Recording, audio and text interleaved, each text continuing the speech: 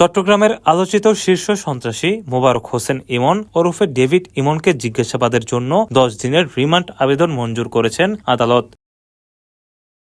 রোববার দুপুরে judicial magistrate Mohammad Motasim বিল্লাহ এ আদেশ দেন। খুন ও অস্ত্র উদ্ধারে পৃথক দুটি মামলায় পুলিশের আবেদনের পরিপ্রেক্ষিতে এ আদেশ দেন আদালত। বিষয়টি নিশ্চিত করেছেন চট্টগ্রামের অতিরিক্ত জেলা পুলিশ সুপার কাজী মোহাম্মদ তারেক আজিজ। তিনি বলেন, ফটিকছড়ি থানার জামাল হত্যা এবং সম্প্রতি ফটিকছড়ি থেকে অস্ত্র উদ্ধারের মামলায় ইমনকে রিমান্ডের আবেদন করা হয়। আদালত শুনানি শেষে হত্যা মামলায় 5 দিন এবং অস্ত্র মামলায় 5 দিন রিমান্ড মঞ্জুর করেছেন। গত 30 জুলাই ডেভিড ইমনকে 3টি মামলায় গ্রেফতার দেখিয়ে কারাগারে পাঠানো হয়েছিল। মোবারক হোসেন ইমন ওরফে ডেভিড ইমন চট্টগ্রামের জোড়া খুন সহ অন্তত 18 মামলার আসামি। 28 জুলাই দিবাগত রাত 3টার দিকে যশোরের কোতওয়ালির ঝুমঝুমপুর এলাকা থেকে গ্রেফতার করে পুলিশ।